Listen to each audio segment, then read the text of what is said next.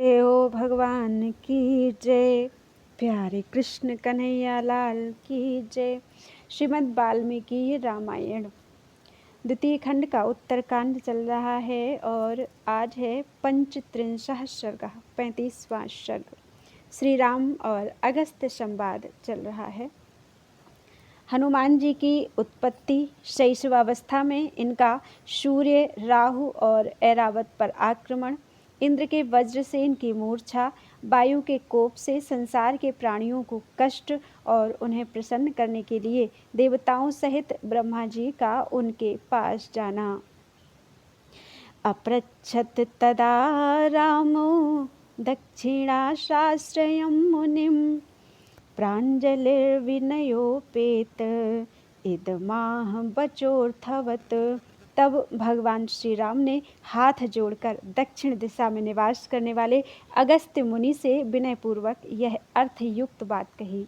महर्षि, इसमें संदेह नहीं कि बाली और रावण के इस बल की कहीं तुलना नहीं थी, परंतु मेरा ऐसा विचार है कि इन दोनों का बल भी हनुमान जी के बल की बराबरी नहीं कर सकता था। शूरता, दक्षता, बल, धैर्य, बुद्धिमत्ता, नीति, पराक्रम और प्रभाव, इन सभी सद्गुणों ने हनुमान जी के भीतर घर कर रखा है। समुद्र को देखते ही वानर सेना घबरा उठी है। यह देखकर ये महाबाहु वीर उसे धैर्य बंधाकर एक ही छलांग में 100 योजन समुद्र को लांघ गए। फिर लंकापुरी के आधिदैविक रूप को परास्त कर रावण के अंतःपुर में गए। सीता जी से मिले, उनसे बातचीत की और उन्हें धैर्य बंधाया। वहाँ अशोक वन में इन्होंने अकेले ही रावण के सेनापतियों, मंत्री कुमारों, किंकरों तथा रावण पुत्र अक्ष को मार गिराया। फिर ये मेघनाद के नागपाश से बंधे और स्वयं ही मुक्त हो गए। तत्पश्चात इन्होंने रावण से वार्तालाप किया। जैसे प्रलय काल की आग ने यह सारी पृथ्वी जलाई थी, उसी प्रकार लंकापुरी को जलाकर भस्म कर दिया। युद्ध में हनुमान जी के जो पराक्रम देखे गए हैं, वैसे वीरतापूर्ण कर्म ना तो काल के, ना इंद्र के, ना भगवान विष्णु के और ना वरुण के ही सुने जाते हैं। मुनीश्वर, मैंने तो इन्हीं के बाहुबल से विभीषण के लिए लंका, शत्रुओं पर विजय, अयोध्या का राज्य तथा सीता, लक्ष्मण, मित्र और बंधुजनों को प्राप्त किया है। यदि मुझे वानरराज सुग्रीव के सखा हनुमान न मिलते तो जानकी का पता लगाने में भी कौन समर्थ हो सकता था।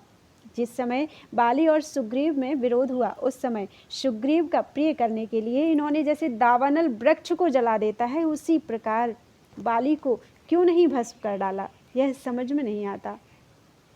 मैं तो ऐसा मानता हूँ कि उस समय हनुमान जी को अपने बल का पता ही नहीं था। इसी से ये अपने प्राणों से भी प्रिय वानरराज सुग्रीव को कष्ट उठाते देखते रहे। देववंद्य महामुने, भगवान, आप हनुमान जी के विषय में ये सब बातें यथार्थ रूप से विस्तार पूर्वक बताइए। श्री रामचंद्र जी के ये युक्त वचन सुनकर महर्षि अगस्त्य जी हनुमान जी के सामने ही उनसे इस प्रकार बोले। रघुकुल तिलक श्री राम, हनुमान जी के विषय में आप जो कुछ कहते हैं, यह सब सत्य ही है। बल, बुद्धि और गति में इनकी बराबरी करने वाला दूसरा कोई नहीं है। शत्रुसूदन, रघुनंदन, जिनका साप कभी व्यर्थ नहीं जाता, ऐसे मुनियों ने पूर्व काल में इन्हें यह शाप दे दिया था कि बल रहने पर भी इनको अपने पूरे बल का पता नहीं रहेगा।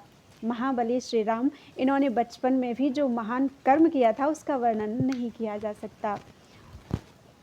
उन दिनों ये बाल भाव से अनजान की तरह रहते थे। रघुनंदन, यदि हनुमान जी का चरित्र सुनने के लिए आपकी हार्दिक इच्छा हो तो चित्त को एकाग्र करके सुनिए, मैं सारी बातें बता रहा हूँ।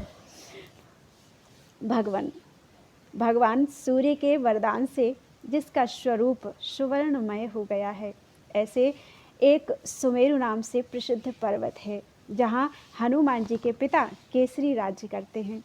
उनकी अंजना नाम से विख्यात प्रियतमा पत्नी थी। उसके गर्भ से वायुदेव ने एक उत्तम पुत्र को जन्म दिया। अंजना ने जब इनको जन्म दिया, उस समय इनकी अंग कांति जाड़े में पैदा होने वाले धान के अग्रभाग की भांति पिंगल वर्ण की थी। एक दिन माता अंजना फल लाने के लिए आश्रम से निकली और गहन वन में चली गईं। उस समय माता से बिछुड़ जाने और भूख से अत्यंत पीड़ित होने के कारण शिशु हनुमान उसी तरह जोर जोर से रोने लगे जैसे पूर्व काल में सरकंडों के वन के भीतर कुमार कार्तिकेय रोए थे। इतने में ही इन्हें जपा कुसुम के समान लाल रंग वाले सूर्यदेव उदित होते दिखाई दिए। हनुमान जी ने उन्हें कोई फल समझा और ये उस फल के लोभ से सूर्य की ओर उछले। बाल सूर्य की ओर मुँह किए मूर्तिमान बाल सूर्य के समान बालक हनुमान बाल सूर्य को पकड़ने की इच्छा से आकाश में उड़ते चले जा रहे थे। शैशवावस्था में हनुमान जी जब इस तरह उड़ रहे थे, उस समय उन्हें देखकर देवताओं, दानवों तथा यक्षों को बड़ा विस्मय हुआ। वे सोचने लगे, यह वायु का पुत्र जिस प्रकार ऊंचे आकाश में वेग पूर्वक उड़ रहा है, ऐसा वेग ना तो वायु में है, न गरुड़ में है और न मन में ही है। यदि बाल्यावस्था में ही इस शिशु का ऐसा वेग और पराक्रम है, तो यौवन का बल पाकर इसका वेग कैसा होगा। अपने पुत्र को सूर्य की ओर जाते देख उसे दाह के भय से बचाने के लिए उस समय वायुदेव भी बर्फ के ढेर की भांति शीतल होकर उसके पीछे पीछे चलने लगे।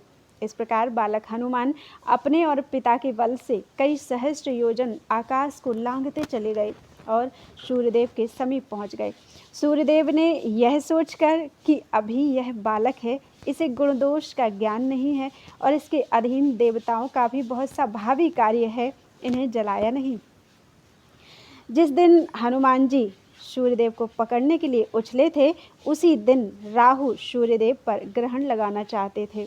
हनुमान जी ने सूर्य के रथ के ऊपरी भाग में जब राहु का स्पर्श किया, तब चंद्रमा और सूर्य का मर्दन करने वाला राहु भयभीत होकर वहां से भाग खड़ा हुआ। सिंघिका का वह पुत्र रोष से भरकर इंद्र के भवन में गया और देवताओं से घिरे हुए इंद्र के सामने भौहें टेढ़ी करके बोला, बल और वृत्तासुर का वध करने वाले बाशव, आपने चंद्रमा और सूर्य को मुझे अपनी भूख दूर करने के साधन के रूप में दिया था, किंतु अब आपने उन्हें दूसरे के हवाले कर दिया है। ऐसा क्यों हुआ? आज पर्व अर्थात अमावस्या के समय मैं सूर्यदेव को ग्रस्त करने की इच्छा से गया था। इतने ही में दूसरे राहु ने आकर सहसा सूर्य को पकड़ लिया। राहु की यह बात सुनकर देवराज इंद्र घबरा गए और सोने की माला पहने अपना सिंहासन छोड़कर उठ खड़े हुए। फिर कैलाश शिखर के समान उज्ज्वल, चार दांतों से विभूषित, मद की धारा बहाने वाले, भांति भांति के श्रृंगार से युक्त, बहुत ही ऊंचे और सुवर्णमयी घंटा के नाद रूप अट्टहास करने वाले गजराज ऐरावत पर आरूढ़ हो देवराज इंद्र राहु को आगे करके उस स्थान पर गए जहाँ हनुमान जी के साथ सूर्यदेव विराजमान थे। इधर राहु इंद्र को छोड़कर बड़े वेग से आगे बढ़ गया। इसी समय पर्वत शिखर के समान आकार वाले दौड़ते हुए राहु को हनुमान जी ने देखा। तब राहु को ही फल के रूप में देखकर बालक हनुमान सूर्यदेव को छोड़ उस सिंघिका पुत्र को ही पकड़ने के लिए पुनः आकाश में उछले। श्री राम सूर्य को छोड़कर अपनी ओर धावा करने वाले इस वानर हनुमान को देखते ही राहु, जिसका मुख मात्र ही शेष था, पीछे की ओर मुड़कर भागा। उस समय सिंघिका पुत्र राहु अपने रक्षक इंद्र से ही अपनी रक्षा के लिए कहता हुआ भय के मारे बार बार इंद्र इंद्र की पुकार मचाने लगा। उठते हुए राहु के स्वर को जो पहले का पहचाना हुआ था सुनकर इंद्र बोले, डरो मत, मैं इस आक्रमणकारी को मार डालूंगा। तत्पश्चात ऐरावत को देखकर उन्होंने उसे भी एक विशाल फल समझा और उस गजराज को पकड़ने के लिए उसकी ओर दौड़े। ऐरावत को पकड़ने की इच्छा से दौड़ते हुए हनुमान जी का रूप दो घड़ी के लिए इंद्र और अग्नि के समान प्रकाशमान एवं भयंकर हो गया। बालक हनुमान को देखकर सचिपति इंद्र को अधिक क्रोध नहीं हुआ, फिर भी इस प्रकार धावा करते हुए इन बानर पर उन्होंने अपने हाथ से छूटे हुए वज्र के द्वारा प्रहार किया। इंद्र के वज्र की चोट खाकर ये एक पहाड़ पर गिरे। वहां गिरते समय इनकी बाईं ठुड्डी टूट गई। वज्र के आघात से व्याकुल होकर इनके गिरते ही वायुदेव इंद्र पर कुपित हो उठे। उनका यह क्रोध प्रजाजनों के लिए अहितकारक हुआ। सामर्थ्यशाली मारुत ने समस्त प्रजा के भीतर रहकर भी वहां अपनी गति समेट ली। श्वास आदि के रूप में संचार रोक दिया और अपने शिशु पुत्र हनुमान को लेकर वे पर्वत की गुफा में घुस गए। जैसे इंद्र वर्षा रूप देते हैं, उसी प्रकार वे वायुदेव प्रजाजनों के मलाशय और मूत्राशय को रोककर उन्हें बड़ी पीड़ा देने लगे। उन्होंने संपूर्ण भूतों के प्राण संचार का अवरोध कर दिया। वायु के प्रकोप से समस्त प्राणियों की सांस बंद होने लगी, उनके सभी अंगों के जोड़ टूटने लगे और वे सब के सब काठ के समान चेष्टा शून्य हो गए। तीनों लोकों में ना कहीं वेदों का स्वाध्याय होता था और ना यज्ञ। सारे धर्म कर्म बंद हो गए। त्रिभुवन के प्राणी ऐसे कष्ट पाने लगे मानो नरक में गिर गए हों। तब गंधर्व, देवता, असुर और मनुष्य आदि सभी प्रजा व्यथित होकर सुख पाने की इच्छा से प्रजापति ब्रह्मा जी के पास दौड़ी गई। उस समय देवताओं के पेट इस तरह फूल गए थे मानो उन्हें महोदर का रोग हो गया हो। उन्होंने हाथ जोड़कर कहा, भगवान स्वामिन, आपने 4 प्रकार की प्रजाओं की सृष्टि की है। आपने हम सबको हमारी आयु के अधिपति के रूप में वायुदेव को अर्पित किया है।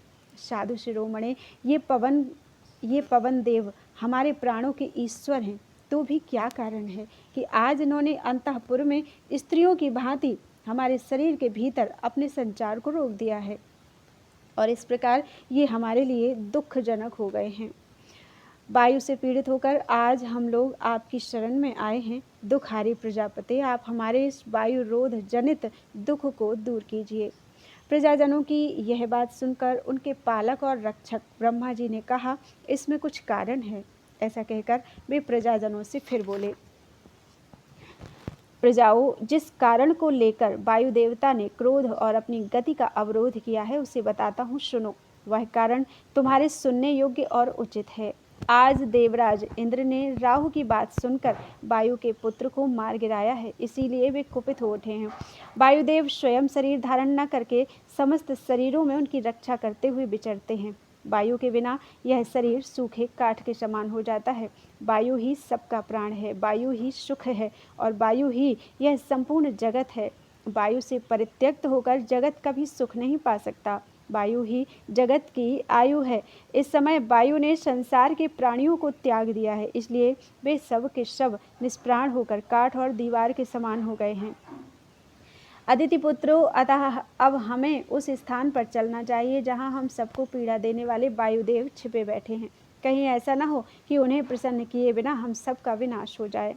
तदनंतर देवता, गंधर्व, नाग और गुह्यक आदि प्रजाओं को साथ लेकर प्रजापति ब्रह्मा जी उस स्थान पर गए जहाँ वायुदेव इंद्र द्वारा मारे गए अपने पुत्र को लेकर बैठे हुए थे।